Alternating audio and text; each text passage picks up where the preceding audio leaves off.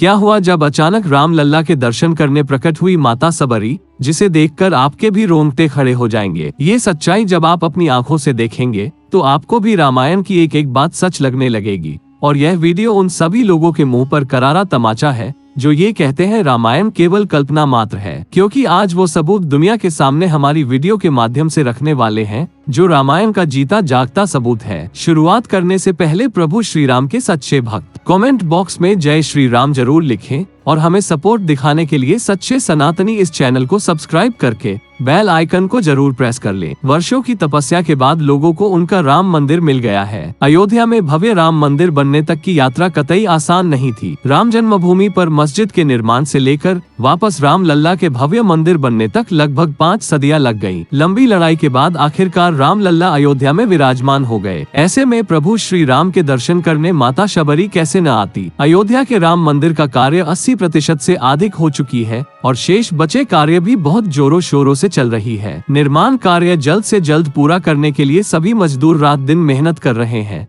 लेकिन 31 जनवरी की रात कुछ ऐसा चमत्कार हुआ जिसे देखकर सभी मजदूरों के होश उड़ गए। जब रात्रि के समय सब मजदूर अपना काम निपटाकर मंदिर के अंदर सो रहे थे, उसी समय अचानक से उन्हें वहां कुछ हलचल महसूस हुई। रमेश नाम के एक मजदूर ने जब अचानक बाहर झांक कर देखा तो उसे राम मंदिर के परिसर में एक अजीब सी दिव्य बुढ़िया अपने साथ एक बेर की टोकरी और कुछ फूलों के साथ दिखाई दी। उसने अपने साथियों को जगाना चाहा, लेकिन कोई भी उसके साथ नहीं आया। जब हिम्मत करके रमेश जब राम मंदिर प्रांगण में पहुंचा तो वहां का नजारा बहुत चौंकाने वाला था, क्योंकि वहां पर उसे वो दिव्य बुढ़िया श्री राम जी के पूजा करते नजर आए। वो बुढ़िया दिखने में काफी सुंदर और तेज से परिपूर्ण थी, जो कि प्रभु श्री राम के चरणों को अपने आंसुओं से धो रही थी। जिसके बाद रमेश को याद आया कि रामायण में विभिन्न पात्रों का उल्लेख मिलता है जिसमें एक शबरी माता थी और शायद ये दिव्य बुढ़िया माता शबरी ही है। दोस्तों, शबरी प्रभु श्री राम की अन्य भक्त थी और उसने अपना सारा जीवन राम की भक्ति में समर्पित कर दिया। अपनी कुटिया में बैठी शबरी प्रभु श्री राम के आने का इंतजार करती रहती थी। भगवान और भक्त का संबंध वैसा ही होता है जैसे माता पिता का अपने बच्चों से। जो भी भक्त सच्ची श्रद्धा से भगवान की स्तुति करता है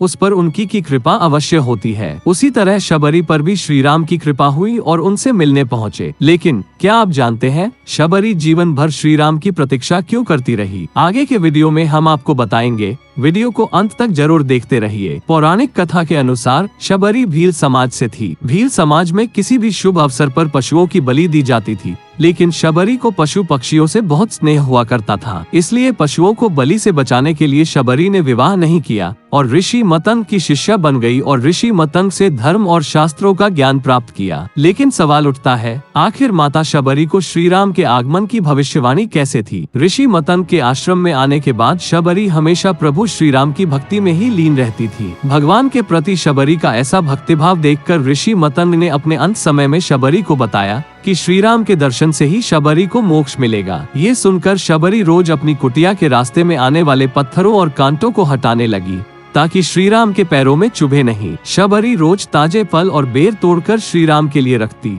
लेकिन दोस्तों, आप जानकर आश्चर्यचकित होंगे कि ऋषि मतंग के आश्रम के तपोवन के फूल कभी नहीं मुरझाते थे और वो सदैव ताजे रहते थे। ऋषि मतंग के आश्रम के समीप चारों और समस्त प्राणी हिंसा वृत्ति छोड़ देते थे। परम गुरु जहाँ आसन ग्रहण करते थे उन्हीं के समीप वन के सिंह और गाय एक साथ पानी पीते थे। जीवन भर राम की प्रतीक्षा में बैठी शबरी की मुराद आखिर पूरी हुई। वन में माता सीता को ढूंढते हुए श्री राम और लक्ष्मण शबरी की कुटिया में पहुँचे। जब शबरी ने श्री राम को देखा तो आंखों से आंसू बहने लगे और वे उनके चरणों से लिपट गई। शबरी ने श्री राम को स्वयं चक्कर सिर्फ मीठे बेर खिलाए और श्री राम ने शबरी के जूठे बेर प्रेम भाव से खा लिए। शबरी के ऐसे असीम भक्ति प्रेम से श्री राम बहुत प्रसन्न हुए और शबरी को मोक्ष प्रदान किया। लेकिन सवाल ये उठता है, आखिर माता शबरी कौन थी, जिसके बारे में शायद ही आप जानते होंगे। बात भगवान राम के जन्म से पहले की है, जब भील आदिवासी कबीले के मुखिया अज के घर बेटी पैदा हुई थी। उसका एक नाम श्रमणा और दूसरा नाम शबरी रखा गया। शबरी की माँ इंदुमती उसे खूब प्यार करती थी।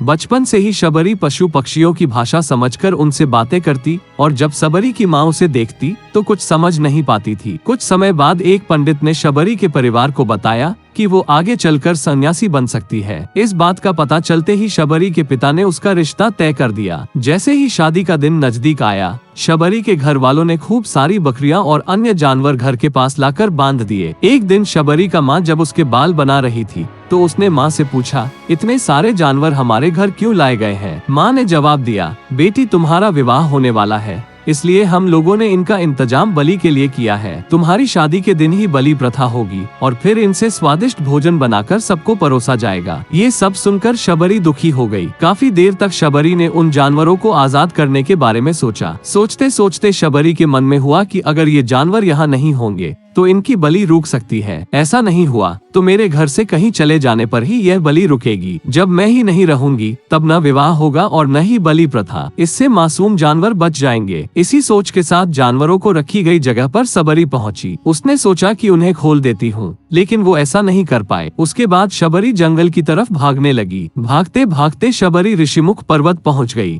वहाँ करीब 10,000 ऋषि रहा करते थे। शबरी को लगा कि वो भी इसी जंगल में किसी तरह ऋषि मुनियों की सेवा करके अपना जीवन जी लेगी। वो चुपचाप उसी जंगल में एक हिस्से में किसी तरह से रहने लगी। शबरी रोजाना ऋषि मुनियों की झोपड़ी के आगे झाड़ू लगाती और हवन के लिए लकड़ियाँ भी लाकर रख देती। ऋषि मुनियों को समझ नहीं आ रहा था कि जंगल में उनके काम अपने आप कैसे हो रहे हैं। एक दिन शबरी को किसी ऋषि ने देख लिया। उसे देखते ही उसका परिचय पूछा। जैसे ही शबरी ने बताया कि वो भील आदिवासी परिवार से संबंध रखती है तो उसे ऋषियों ने खूब डांट लगाए। शबरी को इस बात का बिल्कुल भी पता नहीं था कि उसकी जाति छोटी है और उसे ऋषियों द्वारा जाति की वजह अपमान सहन करना पड़ेगा। इतना सब होने के बाद भी शबरी हर ऋषि मुनि के दरवाजे पहुंचती और उनके आंगन में झाड़ू लगाकर उनसे गुरु दीक्षा देने के लिए कहती। हर कोई शबरी को उसकी जाति की वजह से अपने आश्रम से भगा देता था। ऐसा होते होते काफी समय बीत गया। उसके बाद शबरी मतंग ऋषि की कुटिया में पहुंची। वहां पहुंचकर मतंग ऋषि को शबरी ने बताया कि वो उनसे गुरु दीक्षा लेना चाहती है। उन्होंने खुशी खुशी उसे अपने गुरुकुल में रहने दिया और भगवान से जुड़ा ज्ञान देते रहे। शबरी ने भी अपने गुरु मतंग ऋषि की सेवा करने में कोई कसर नहीं छोड़ी। वो गुरुकुल के भी सारे काम करती थी। शबरी से खुश होकर मतंग ऋषि ने उसे बेटी मान लिया था। समय के साथ मतंग ऋषि का शरीर बूढ़ा हो गया। उन्होंने एक दिन शबरी को अपने पास बुलाया और कहा, बेटी मैं अपना देह त्यागना चाह रहा हूँ। बहुत साल हो गए इस शरीर में रहते रहते। शबरी ने दुखी मन से कहा, आपके ही सहारे मैं इस जंगल में रह पाई हूँ। आप ही चले जाएंगे तो मैं जीकर क्या करोगी? आप अपने संग मुझे भी ले जाइए, मैं भी देह त्याग दूंगी। मतंग ऋषि ने जवाब दिया, बेटी तुम्हें चिंता करने की जरूरत नहीं है। राम तुम्हारी चिंता करेंगे और ध्यान भी रखेंगे। शबरी ने राम का नाम सुनने के बाद पूछा, वो कौन है और उन्हें मैं किस तरह से ढूंढूंगी? मतंग ऋषि ने बताया, राम कोई और नहीं भगवान है। वो तुम्हें सारे अच्छे कर्मों का फल देंगे। तुम्हें उन्हें ढूंढने की कोई जरूरत नहीं है। वो एक दिन खुद तुम्हें खोजते हुए इस कुटिया में आएंगे और तुम्हें उनके हाथों ही मोक्ष मिलेगा। तब तक तुम इसी आश्रम में रहो। इतना कहते ही मतंग ऋषि ने अपना शरीर त्याग दिया। दोस्तों, माता शबरी के जैसा त्याग और भक्ति के बारे में आपका क्या विचार है? नीचे कमेंट बॉक्स में हमें जरूर लिखिएगा। अगर वीडियो आपको दिल से पसंद आई है तो आप लाइक करने में कंजूसी न करें और साथ ही साथ अगर सच्चे सनातनी हैं तो कमेंट बॉक्स में जय श्री राम लिखें और रोजाना ऐसे चमत्कारिक वीडियोस देखने के लिए इस चैनल को सब्सक्राइब करके बेल आइकन को प्रेस कर लीजिए। अभी के लिए दोस्तों आप सभी को जय श्री राम।